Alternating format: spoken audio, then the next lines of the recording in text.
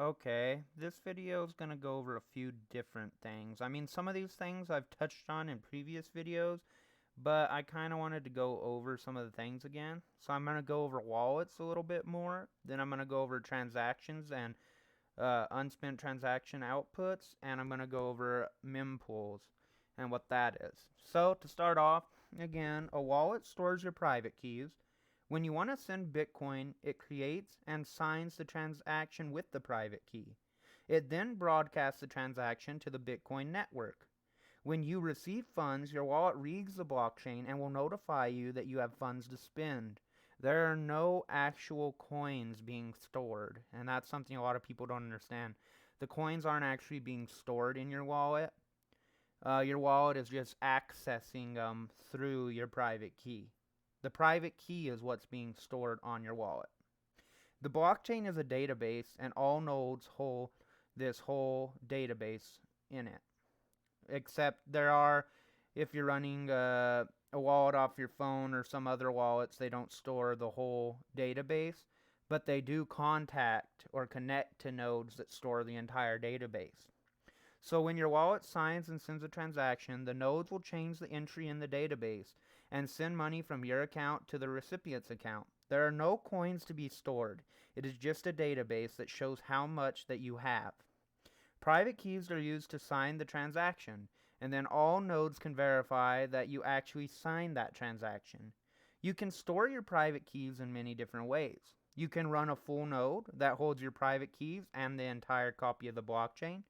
You can use an SPV, which is not a full node.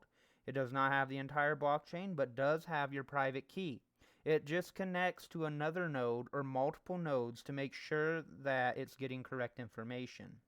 You could also have a paper wallet that's not connected to the internet in any way. The only thing this has is your private key. And to utilize this, you have to put your private key into another online wallet to utilize your funds.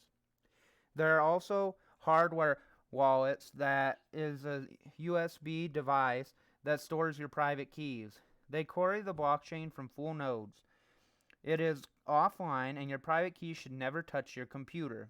The private key is never given to the computer that you attach the device to. The only thing that goes between the devices is a request to sign the transactions. And hardware wallets is actually what I would recommend for anybody storing large amounts of funds in any cryptocurrency, because I think they're the most secure and the easiest. They're a lot more easy to work with than a paper wallet. So I do suggest, if you're going to really get into cryptocurrencies, Bitcoin, Ethereum, etc., that you do get a hardware wallet. And there's two hardware wallets I like, are Treasure and the Nano. And I'll actually put links for both of them in the description of this video. And I'll also go over hosted wallets, things like Coinbase or wallets on exchanges. When you use these wallets, you're not really storing your private keys. In this case, you do not own your private keys. They're just apps that are easy to use, and they're not really wallets. You would not want to really store your funds on any of these exchanges for long periods of time. Alright, so the next thing we're going to go over are transactions and unspent transaction outputs. So wallets construct transactions, then sign the transaction with your private key, and then broadcast the transaction. A UTXO is an unspent transaction output. A transaction has inputs and outputs. There can be any number of inputs and any number of outputs. A Bitcoin transaction can send money to multiple recipients at the same time. The input is where you got the money from. All the inputs are laying around until you use them in a transaction. Once you send Bitcoin to someone and they have not spent it yet, it is considered an unspent transaction output. Also, to clarify this, when someone sends Bitcoin to you, they are sending it to you, and then it becomes an unspent transaction output on the blockchain until you spend it. Then it is no longer an unspent transaction output. So to get your balance, your wallet will add up all your unspent transaction outputs, and that will give you your full balance. The person that received the funds can send that amount to someone else, and to them it is now the unspent transaction output. And I hope you get this. With the Bitcoin blockchain, there's inputs and there's outputs. So that's how it is. And your wallets control your private key. The blockchain has all transactions, and it tracks the unspent transaction outputs. It tracks which transaction outputs are unspent, and your wallet will query the blockchain and ask which ones can this private key spend. Wallets add all of them up to give you your full balance, like I said before. And I'll actually touch on this a little bit more at the end of this video, but just keep that in mind, and I'm going to do a little demonstration of it at the end of the video. Alright, we're going to go over Mempool now. So when a wallet sends a transaction, all nodes in the network will get that transaction. Until a miner picks up a transaction, it is still considered unconfirmed. Before being confirmed, the transaction is put in the mempool. This is where all unconfirmed transactions will go. The mempool can be slightly different on each node because it might not have updated it completely, but sooner or later, everyone will have all the transactions. The miner can choose the transactions from the mempool with the highest fee first. If you need a transaction to go through fast, then you need to put a little higher fee. Once the block is appended on the blockchain, it is considered confirmed. And keep in mind, you pay, excuse me, Satoshi per byte.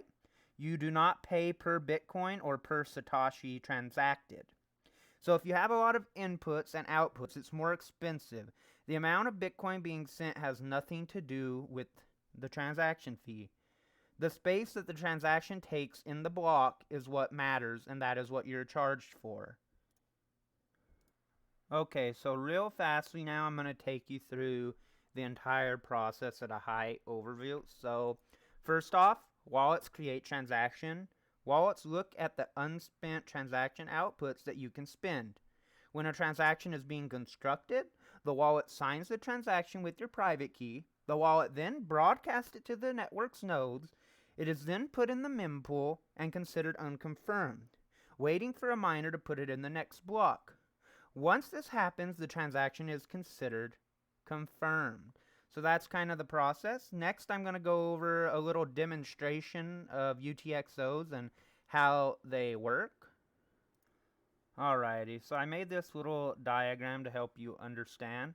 So if somebody, for instance, is sending you Bitcoin right here and you're receiving it, the Bitcoin is considered the input into your wallet. Once you have it, that Bitcoin is considered a UTXO, or unspent transaction output. So you have that to spend.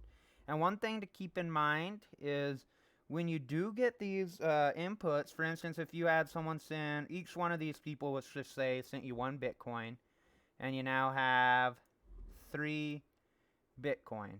Let's just say that. So you got 3 Bitcoin. Okay. So let's just say you needed to, I'll just keep it simple, and let's just say you wanted to send it to one person, but you only wanted to send them 0.5 Bitcoin. Okay, so you have 3 different UTXOs right here that add up to 3. You have 1, 1, and 1. So if you wanted to send a person, let's say this guy, 0.5 BTC, the way that it will work is one of these transaction outputs, it'll go ahead, it'll send 1 full Bitcoin, but it will send half of the Bitcoin to the person you're sending it to, and the other half will go back to your wallet. Because it can't be, it's kind of like if you're going to a store and something was only $5, but you gave them a $10 bill. So they're going to give you 5 back, and the 5 goes to them. But you don't really have to worry about any of this stuff because the wallet automatically does it all for you. I was just trying to give you an understanding of how it works. And this is how sometimes a smaller Bitcoin transaction might have a higher fee than a larger one. Because if you have a really large transaction, but it only was 1 input and 1 output, then it's not going to be a very big fee. But if you have a small one that is like 5, 6 inputs, then the fee is going to be more when you send it out. So I hope this little demonstration gives you an idea of how unspent transaction outputs work. So anytime, the amount of Bitcoin you have in your wallet, all of that is unspent transaction outputs. Just give you an idea. So there you go. I hope this video gives you a little bit of understanding of the area and a little bit of a refresher on wallets, transactions, and what the mempool is. Hope everyone has a great rest of your day. Thank you for watching, and stay tuned. I'll be doing more giveaways. I'll be doing a bunch of other stuff, so everybody stay tuned.